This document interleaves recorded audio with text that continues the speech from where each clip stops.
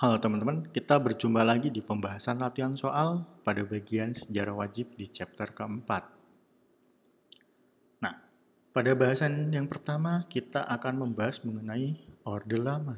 Nah, teman-teman perlu ketahui orde. Di negara kita ini ada dua macam orde. Orde Lama, kemudian Orde Baru. Dan dari masanya ada apa aja? Masa Orde Lama, Orde Baru, masa reformasi. Nah, teman-teman, untuk pertama ini kita bahas Orde Lama dulu, atau Orde di mana presiden pertama sekaligus proklamator kita masih menjabat, yakni Insinyur Soekarno atau Bung Karno. Nah, teman-teman, soal yang tampil pada pembahasan latihan soal berpeluang besar untuk tampil di uji pemahaman maupun di ujian sekolah. Jadi teman-teman bisa lebih fokus dalam belajarnya. Nah, di soal ini apa sih alasan utama berakhirnya demokrasi liberal? Nah, apa sih berakhirnya? Jadi ingat teman-teman, ketika berakhirnya demokrasi, nah saya kasih clue dulu, bahwa ketika sesuatu berakhir itu pasti ada sesuatu yang dikeluarkan, entah itu ultimatum, entah itu peraturan. Nah, di sini kita lihat ya, kalau dari A, B, C, dan E yang berbau-bau kata keluarkan udah pasti yang D. Tapi kita cross check dulu teman-teman. Nah, kegagalan konstituensi menyusun UUD baru? Enggak, teman-teman. Jadi undang-undang dasar kita itu fine-fine aja di masa itu. Jadi nggak ada masalah. PKI Madiun juga tidak ada hubungannya. Dan itu sebenarnya kebangkitan Partai Komunis sebenarnya. Nah, pembentukan DPN kita titik ya. Ini tadi so pasti besar jadi jawabannya. Dan ini penghapusan partai-partai politik massal. Enggak. Jadi liberal, partai itu bebas. Masa dihapus? Kan nggak make sense. Nah, kita merujuk pada jawaban C dan D. Nah, di sini berakhir, ingat ya, berakhir. Kita pasti tahu ya, lawan kata plus, minus kayak gitu, minus plus kayak gitu. Ini saling bertentangan. Nah, ketika ada kata berakhir, pasti ada kata dimulai atau dikeluarkannya. Nah, yang paling masuk C. Nah, jawabannya adalah D. Nah, biar teman-teman nggak pusing, apa sih itu dekret presiden? Jadi teman-teman dekret presiden adalah peraturan atau titah yang dikeluarkan oleh presiden. Nah, ngapain? Dia membubarkan konstituante pemilu di tahun 1955. Nah, kemudian ada peralihan nih, kalau teman-teman tahu. Undang-Undang Dasar Sementara 1950. Nah, disinilah Undang-Undang Dasar 1950 itu dikeluarkan. Lewat apa? Lewat dekret presiden ini. Begitu teman-teman. Nah, silakan teman-teman endapkan sembari melihat pembahasan soal nomor 3. Kita lanjut di soal nomor 5, teman-teman. Nah, di sini sebutkan tindakan yang dilakukan Soekarno setelah G3 PKI melalui Super Semar. Nah, kita melihat ya, di sini ada kalimat namanya Super Semar. Apa sih? Apakah ini wayang super? Enggak. Jadi Super Semar itu sebenarnya adalah akronim atau singkat dari Surah Perintah 11 Maret. Nah, 11 Maret.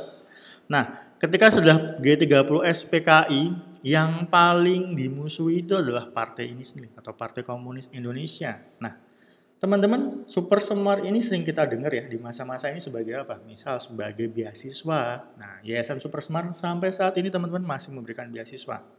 Nah, di poin itu, ketika telah terjadi pemberontakan ini, kalau teman-teman mungkin pernah lihat nonton film sejarahnya, nah, bahwa Presiden Soeharto itu diberikan perintah secara penuh, secara keseluruhan untuk apa? Untuk menjaga keamanan. Dan keamanan ini diartikan luas ya. Hingga akhirnya nanti ada yang namanya presiden yang mundur gitu. Nah, dari sini jawabannya nomor 5 adalah D. Dan silakan teman-teman endapkan sembari melihat pembahasan untuk soal nomor 5. Selanjutnya, di soal nomor 9. Nah, ketika demokrasi terpimpin, nah presidennya masih siapa? Masih Insinyur Soekarno. Nah, di sini kita lihat bahwa Indonesia tuh pernah teman-teman keluar PBB. Nah, mungkin di antara teman-teman ada yang pernah mendengar Ganyang Malaysia. Nah, itu adalah salah satu alasan teman-teman kita keluar dari PBB. Kenapa? Nah, di PBB itu kita diminta untuk menjaga keamanan, ketertiban dunia. Tapi di situ kita melakukan yang namanya konfrontasi terhadap Malaysia. Why? Karena waktu itu Malaysia dianggap sebagai antek barat ya. Nah, karena kita tahu teman-teman, ketika demokrasi terpimpin itu kita lebih condong ke arah kiri, sementara Malaysia itu ke arah barat gitu. Ini bukan lampu sen ya, gitu. Jadi jawaban untuk nomor 9 ini adalah B.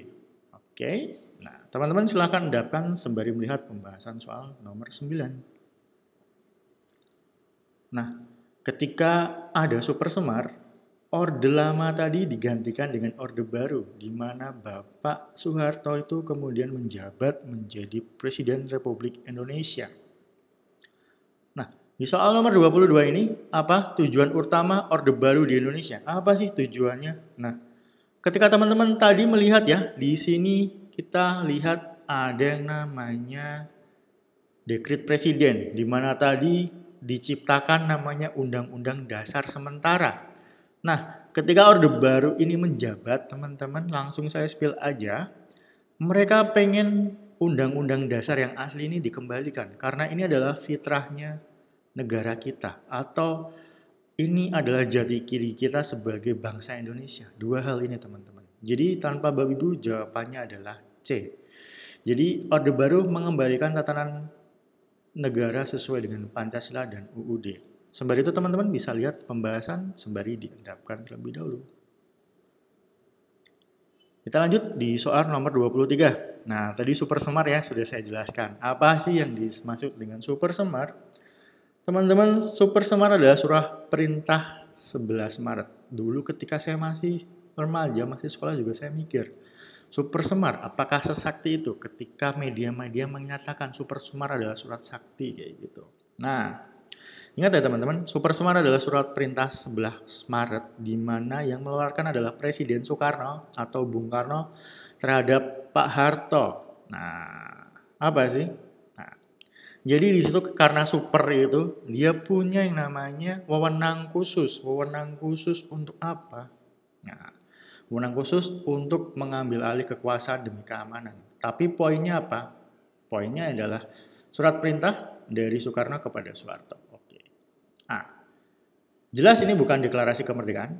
Jelas bukan proklamasi. Gak ada hubungannya kan ya dua poin ini. Jelas big no. And then surat perintah dari Soeharto kepada Soekarno kebalik dong. Presiden Soekarno yang memberikan kepada Jenderal Soeharto gitu. Dokumen kesepakatan antara partai politik enggak. Itu terjadi antara dua individu. So, jawabannya adalah A. Silahkan teman-teman endapkan dulu pada pembahasan soal nomor 23 ini sebelum kita melanjutkan. Oke, di soal nomor 25. Kebijakan politik dalam negeri pada masa Orde Baru meliputi hal-hal berikut ini. Kecuali apa sih teman-teman? Nah, setelah tadi mengembalikan tatanan negara yang benar ya pada Pancasila dan Undang-Undang Dasar 1945, kita tahu sendiri teman-teman. Kecuali, nah Pak Harto ini suka sekali dengan indoktrinisasi Pancasila atau P4. P4 itu adalah, kalau di sekarang kan P5 ya. Nah, profil penguatan pelajar Pancasila. Nah, kalau zaman dulu, ketika masa Orde Baru ini P4 ada di sekolah-sekolah. Nah, ini iya, benar. Karena ini kecuali ya. Kecuali that mean dia incorrect. Nah, larangan mahasiswa terjun ke politik praktis. Jelas, mahasiswa nggak boleh terjun. Nah, oke. Program normalisasi kehidupan kampus. Nah, tadi salah satunya adalah mahasiswa itu nggak boleh ikut politik. Nah, ini ada hubungannya sama B. Oke, ini benar. Ini karena ini kecuali ya. Penghapusan kebebasan pers. Nah, kebebasan pers itu pada zaman itu teman-teman, nah sangat ketat. So pasti ini enggak. Penyederhanaan partai politik, iya. Ketika Pak Harto menjabat, partai politik waktu itu jadi 3. Satu partai merah, kuning, dan hijau. Gitu. Jadi salah satu adalah PDI. PDI-nya waktu itu ada 2 versi ya, kemudian sekarang pecah ya. Jadi Marhen dan Perjuangan, waktu itu PDI aja. Kemudian Partai Golkar yang kuning, tadi merah PDI. Kemudian kuning itu Golkar dan hijau adalah bulan bintang. Nah, ini benar juga. Jadi yang tidak sesuai adalah di poin D. Karena waktu itu pers sangat dikekang. Oke, teman-teman silahkan endapkan sembari melihat pembahasan soal nomor 25. Oke, masa reformasi. Nah, teman-teman, kita masuk di masa reformasi di mana ini adalah masa yang menjadikan ujung tombak titik balik dari Orde Lama, Orde Baru. Orde Baru menjabat 32 tahun, lama banget. Kemudian digantikan melalui masa reformasi ini. Oke, nah apa sih yang menyebabkan krisis ekonomi pada masa reformasi, teman-teman? Nah, teman-teman perlu ketahui sendiri, pada masa Orde Baru, Presiden Soeharto itu membangun sangat amat banyak dan dia berhutang banyak sekali dari hutang negeri. Jadi utangnya dari luar negeri banyak banget. Utangnya dalam bentuk dolar so pasti. Nah, di sini sebenarnya dari penjelasan saya sudah bisa teman-teman pastikan jawabannya pasti C. Nah, gitu teman-teman. Jadi karena utang yang tinggi, dolar naik ya sampai menembus 16.000 lebih, 16K plus. Nah, maka dari itu ada yang namanya krisis ekonomi. Begitu teman-teman. Baik, teman-teman silahkan dendapkan sembari melihat pembahasan soal nomor 42. Kita lanjut di soal nomor 46. Nah, ketika masa reformasi ini juga lahir salah satu lembaga anti rasuah gitu ya, biasanya disebut sebagai itu, atau anti korupsi, pemberantasan korupsi, namanya KPK. Nah, KPK ini sendiri dibentuk di era Presiden Megawati, teman-teman. Nah, tapi di sini soalnya apa? Apa yang menjadi alasan utama di balik pembentukan KPK? Nah, teman-teman perlu tahu sendiri, KPK itu dibentuk karena kasus KKN ya, bukan KKN di Desa Pengarip, bukan. Jadi KKN itu adalah korupsi, kolusi, and then nepotisme. Nah, berarti dari situ teman-teman udah bisa menjawab di poin B, teman-teman. Jadi KKN yang merajalela di Orde Baru, maka KPK terbit di bawah Presiden Megawati di saat itu. Baik, teman-teman silahkan didapkan di soal nomor 46 ini. Kemudian soal nomor 50, apa yang menjadi pemicu utama mundurnya Soeharto di tahun 1998? Jadi apa sih yang bikin Pak Harto tadi turun? Nah, di poin ini tadi kita sempat lihat ya, ada yang namanya utang luar negeri tinggi kemudian krisis.